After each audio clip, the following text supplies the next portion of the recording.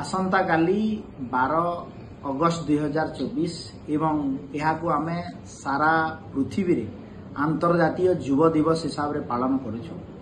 यही कार्यक्रम माध्यम रे आमे पूरा भारत वर्ष रे गोटे एड्स HIV प्रति सचेतनता कार्यक्रम शुभारंभ करा जिवो एवं पूरा भारत वर्ष रे पाखापाखी 61,000 गाँ एवं ओडिशा रे पाखापाखी 1600 गाँ को यही कार्यक्रम रे आमे शामिल करिवु एवं यही कार्यक्रम दीर्घ 2 मास धरी चलिवो।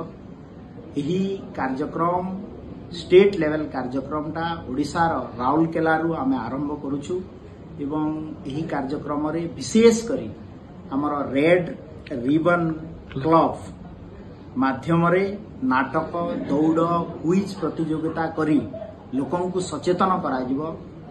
ओडिशा को गोटे HIV एड्स मुक्त राज्य करिया पई आपण माननकु राज्यर स्वास्थ्य मंत्री हिसाब रे मु आपण माननकु अनुरोध करूछि।